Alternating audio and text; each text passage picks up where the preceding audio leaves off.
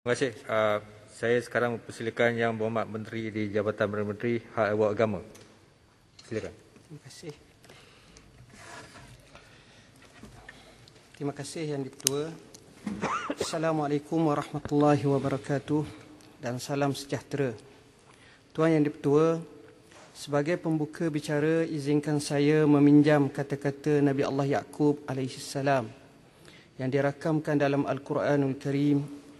Innama ashku basi wa huzni ilallah. Sesungguhnya aku hanyalah mengadukan kesusahan dan duka cita kepada Allah. Demikianlah menerusi ayat ini kita diajar agar sentiasa mengadu dan merintih kepada Allah dalam setiap urusan hidup. Moga-moga Allah permudahkan kehidupan kita semuanya. Terlebih dahulu saya ingin mengucapkan jazakumullahu khairal jaza dan setinggi penghargaan juga terima kasih terutamanya kepada Yang Berhormat Pasir Mas, Yang Berhormat Dungun, Yang Berhormat Bacok, Yang Berhormat Kuala Krai, Yang Berhormat Sik, Yang Berhormat Tampin, Yang Berhormat Setiu, Yang Berhormat Jelebu dan Yang Berhormat Parit Buntar yang telah membangkitkan 16 isu dan soalan-soalan yang berkaitan dengan hal ehwal agama dalam masa di bawah kementerian saya semasa perbahasan belanjawan 2021 peringkat dasar. Tuan Yang Di-Pertua, saya mulakan penggulungan ini dengan menyatakan Bismillah tawakkalna ala Allah dengan menjawab isu yang dibangkitkan oleh Yang Berhormat Pasir Mas mengenai SOP solat jemaah di masjid dan surau yang dikatakan terburu-buru menutup masjid dan surau. Pertama sekali, kerajaan amat sedar dan sentiasa mengambil kecaknaan serta prihatin terhadap segala pandangan dan cadangan yang dikemukakan oleh rakyat berkenaan dengan SOP yang dikenakan. Walau bagaimanapun, kerajaan tak boleh berkompromi dan mengambil mudah dalam memelihara kesihatan dan keselamatan rakyat.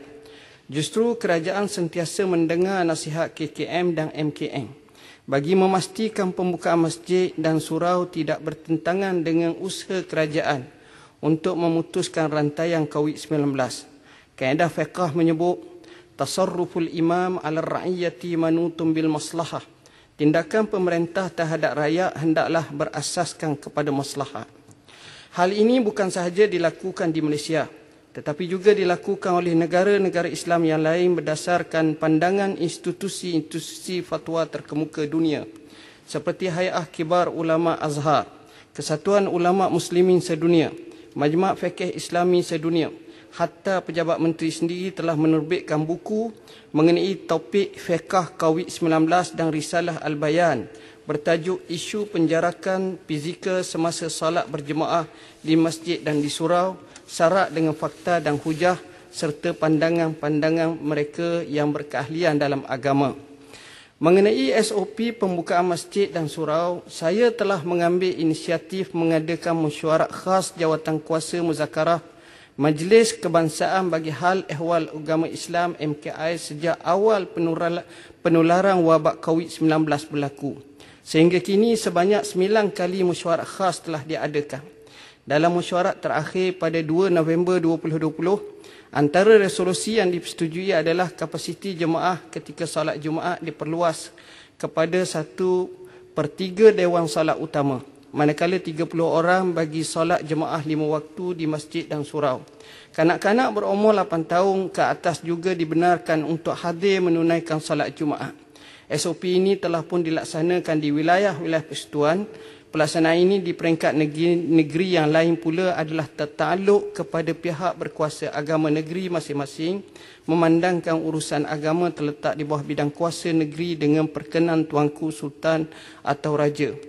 Tuan Yang Di-Pertua, saya amat berterima kasih dengan cadangan dan juga isu yang dibangkitkan oleh ahli yang berhormat berkenaan pembangunan institusi pendidikan Islam di negara kita. Yang Berhormat Dungun mencadangkan agar kerajaan menaik taraf Darul Quran kepada sebuah universiti Al-Quran dengan menggunakan sepenuhnya model wakaf seperti yang telah dilakukan oleh negara lain.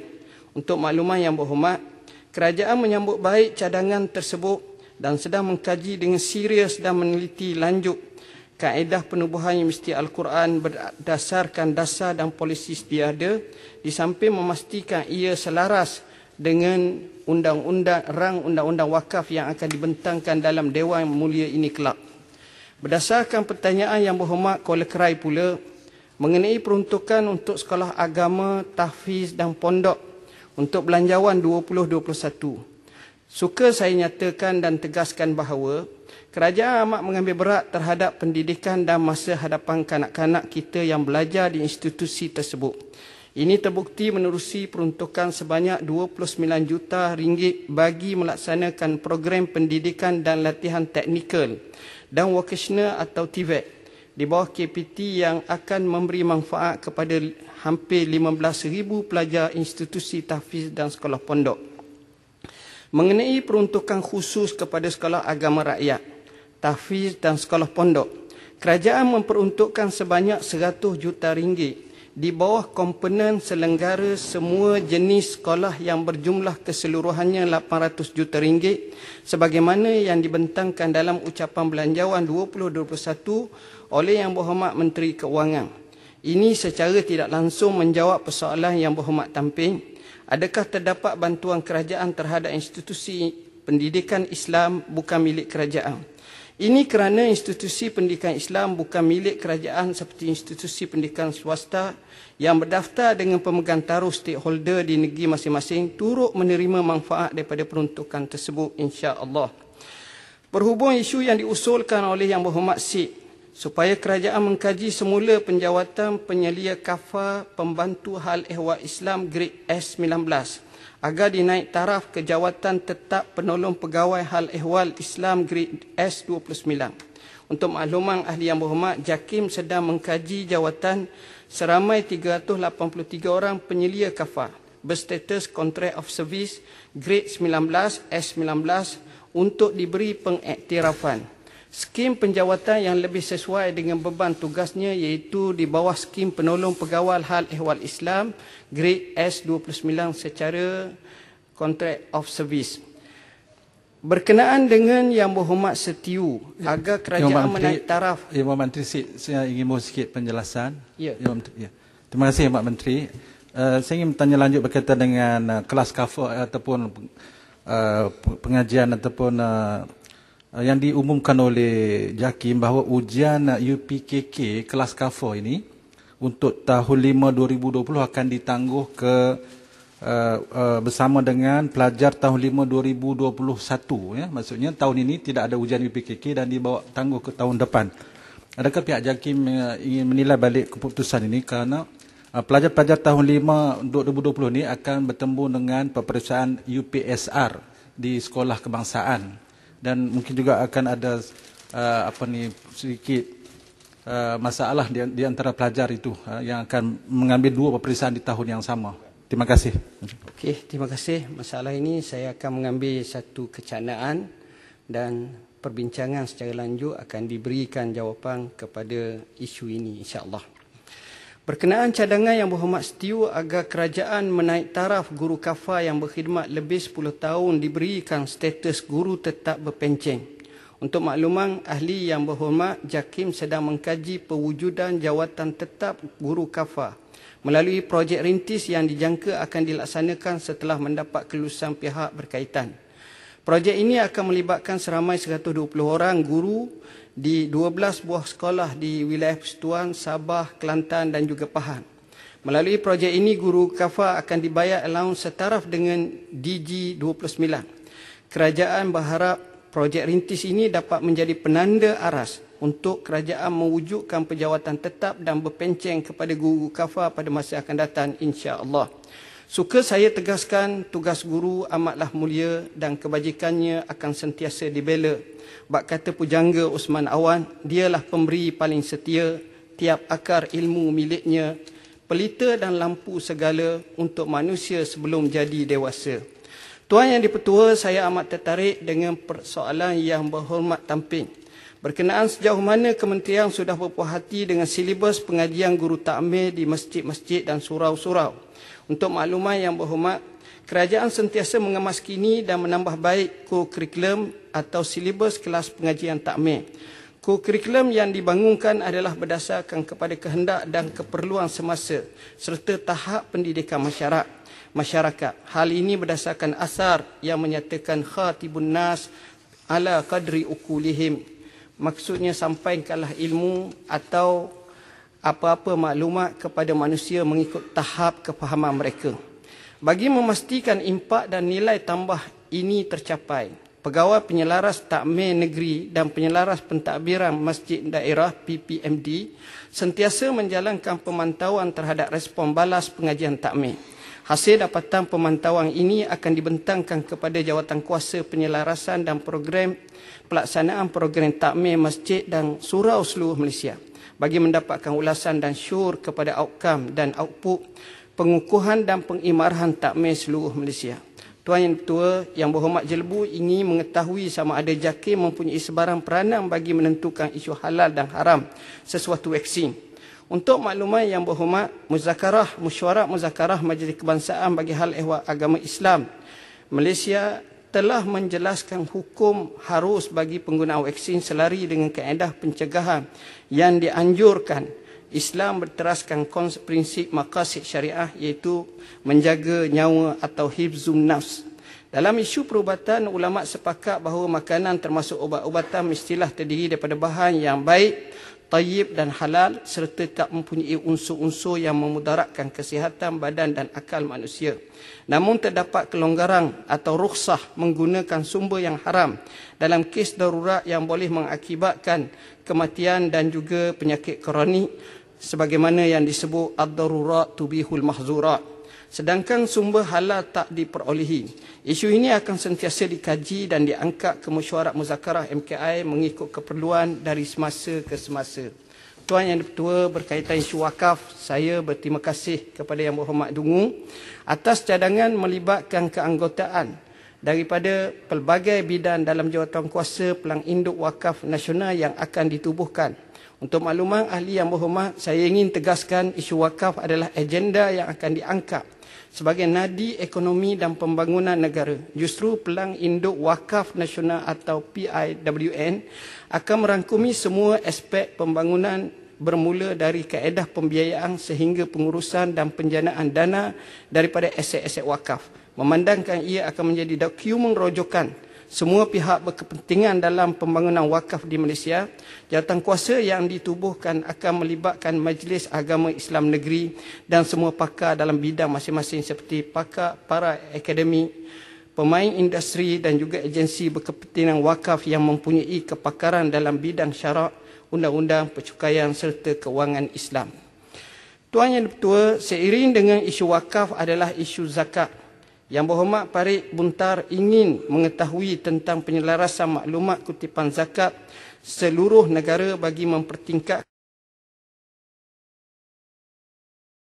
dengan duli Yang Maha Mulia Sultan atau Raja bertindak sebagai Ketua Agama Islam Negeri.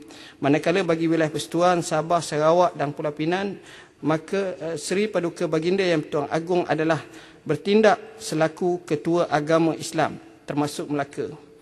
Walau bagaimanapun, sebagai langkah awal Jabatan Wakaf dan juga Zakat dan Haji Jauhar menjalinkan kerjasama dengan pihak main serta Jabatan Akauntan Negara Malaysia selaku peneraju dalam membangunkan piawaian perakaunan Islam bagi institusi Baitul Mal, Zakat dan Wakaf. Usaha ini telah dilaksanakan dan akan berterusan secara berfasa sebagai langkah memperkasa dan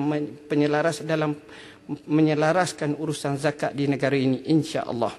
Tuan Yang Dipertua Yang Berhormat Bacok ingin mendapatkan penjelasan kerajaan mengenai rancangan terhadap pemerkasaan nilai-nilai agama, khususnya dalam kalangan anak muda hari ini. Untuk makluman ahli yang berhormat, secara umumnya pihak kerajaan menerusi tindakan bersepadu agensi-agensi agama di bawah Jabatan Perdana Menteri, Jabatan Agama Negeri-Negeri dan Pertubuhan Bukan Kerajaan NGO sentiasa mengambil langkah proaktif bagi menangani isu ini. Pelbagai program dilaksanakan bagi memastikan golongan belia memperolehi ilmu pengetahuan dan memperkasa nilai-nilai agama sama ada dalam bentuk khusus, nilai seminar, wacana dakwah santai dan lain-lain lagi. Kerajaan juga telah membina modul-modul yang sesuai seperti modul jati diri dan modul kepimpinan belia. Selain daripada itu, Pelan Tindakan Sosial Islam PTSI tahun 2019 hingga 2025 telah diwujudkan bagi tujuan menangani gejala sosial dalam kalangan orang Islam. Permekasaan nilai-nilai agama yang dilaksanakan melalui strategi yang ditetapkan di bawah Trust PTSI dilaksanakan secara holistik melibatkan semua peringkat umur termasuk anak muda. Sesungguhnya isu akhlak di kalangan pemuda amat penting. Bab kata penyair Agun Ahmad Syauqi daripada Mesir, wa innamal umamul akhlaqu ma baqiyat fa in hum zahabat akhlaquhum zahabu. Maksudnya sesungguhnya umat-umat itu hebatnya pada akhlak mereka. Selagi mana ada, jika mereka hilang akhlak, maka hilanglah kehebatan mereka. Tuan Yang Dipertua, berhubung pertanyaan yang berhormat Parit Bunta mengenai peruntukan 10 juta yang telah diluluskan bagi tujuan menyebarluaskan dasar Islam yang dirangka. Untuk maklumat yang berhormat, baki peruntukan tersebut telah pun diprogramkan semula. Ia diagihkan kepada beberapa agensi di bawah saya iaitu JAKIM, YADIM, TV Hijrah, IKIM dan MAWID bagi melaksanakan beberapa program seperti program rakam masjid dan hospital, anugerah nasyid, pemerkasaan program dakwah, My House, Is'ah Usrah, dialog kefahaman Islam dan lain-lain. Selain daripada itu digunakan untuk melaksanakan beberapa projek penerbitan khas seperti tafsir Al-Bayan, terjemahan Al-Quran, juga terjemahan Sunan Sittah bermula dengan terjemahan Sahih Al-Bukhari insya-Allah dalam peringkat akhir.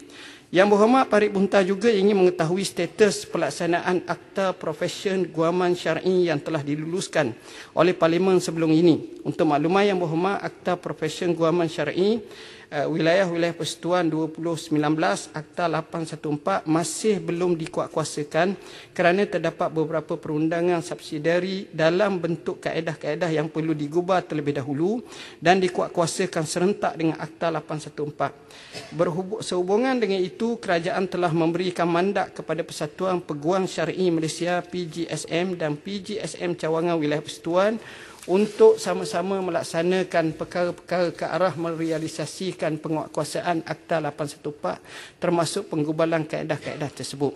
Yang berhormat Parit Bunta juga turut bertanya berkenaan peruntukan bagi memperkasakan mahkamah syariah sewaktu COVID-19 dalam Belanjawan 2021. Untuk maklumat yang berhormat, dalam Belanjawan 2021 JKSM akan menerima peruntukan sebanyak 81.09 juta ringgit Malaysia. Program-program untuk memperkasakan dan memartabatkan mahkamah syariah secara holistik telah dijalankan dari semasa ke semasa berdasarkan peruntukan yang diterima, termasuk usaha-usaha menyesuaikan mahkamah dengan situasi COVID yang sedang melanda sekarang ini. Berkaitan isu integriti hakim-hakim syar'i yang memberikan pandangan di luar sedangkan mereka tertakluk kepada Kod Etika Arahan Amalan nombor 1 tahun 2000. Untuk makluman yang berhormat Parit Bunta, perkara 3G Kod Etika Hakim Syar'i 2001 menetapkan bahawa seorang hakim syar'i tak boleh memberi pendapat mengenai sesuatu perkara atau keadaan yang ianya sedang dibicarakan atau berkemungkinan akan menjadi suatu isu dalam mana-mana perbicaraan di hadapannya. Kerana pendapatnya itu boleh kemudiannya digunakan oleh sesuatu pihak untuk menyokong hujahnya. Justru hakim syar'i yang terlibat sedar dengan etika hakim syar'i di sana, di mana pandangan dan ulasan yang diberikan adalah secara umum berkaitan prinsip undang-undang dan hukum dan tak boleh menyentuh secara langsung perkara yang dibicarakan di dalam mahkamah. Walau bagaimanapun, peringatan dari semasa ke semasa telah dan akan sentiasa diberikan kepada hakim-hakim syar'i tentang perkara itu. Tuan Yang Dipertua, isu yang terakhir adalah berkenaan isu yang amat dekat dengan hati dan jiwa seluruh umat Islam di negara ini, iaitu sebagaimana yang dibangkitkan oleh Yang Berhormat Kuala Krai mengenai perancangan urusan haji dan umrah untuk rakyat Malaysia dalam situasi ini COVID-19. Seperti mana Yang Berhormat sedia maklum, penularan wabak COVID-19 telah menimbulkan risiko keselamatan dan kesihatan awam yang serius. Wabak ini telah menjangkiti sehingga hari ini hampir 55.6 juta orang dan mengakibatkan 1.34 juta nyawa telah terkorban di seluruh dunia. Arab Saudi sebagai tuan rumah dalam urusan umrah dan haji sentiasa memantau rapi perkembangan semasa pandemik COVID-19 di serata dunia sebelum mengeluarkan sebarang pemakluman resmi. Dalam kenyataan Kementerian Dalam Negeri Arab Saudi pada 22 September 2020, jemaah haji luar Arab Saudi dibenarkan menunaikan umrah bermula pada 1 November 2020 dengan jumlah jemaah yang begitu terhad, iaitu 20,000 orang setiap hari. Pelaksanaan ibadat umrah ini adalah tertakluk kepada SOP yang akan dibentangkan kemudian nanti, insya-Allah. Justru sebelum membuat ketetapan sama ada memberi kebenaran kepada umat Islam ke Tanah Suci, mengerjakan umrah, kerajaan akan mendapatkan pandangan dan nasihat daripada MKN dan KKM mengenai urusan haji yang dijadualkan bermula 11 Jun 2021 sehingga kini kerajaan Saudi belum mengeluarkan sebarang pemakluman dan kenyataan resmi, dan insya-Allah kita akan bincangkan dengan mereka satu persatu dari semasa ke semasa. Tuan Yang Dipertua, setakat ini sahaja perkara yang sempat saya jawab dalam tempoh yang amat singkat ini. Manakala jawapan lengkap akan dikemukakan selepas ini. Saya sekali lagi mengambil kesempatan untuk mengucapkan jazakumullah khairal jazak kepada semua ahli-ahli yang berhormat yang telah sama-sama berbincang, bertukar fikiran, memberi pandangan dan seumpamanya, dan saya amat menghargai semua. Saya akhiri dengan doa kepada Allah. Semoga Allah kurniakan kepada kita taufik, hidayah, kebahagiaan, keamanan, kesihatan, afiat, dan Allah pelihara kita daripada sebarang musibah serta COVID-19 dapat dihandle di Malaysia ini. Amin. Sekian, wassalamualaikum warahmatullahi wabarakatuh. Waalaikumsalam. Terima kasih Yang Berhormat Menteri.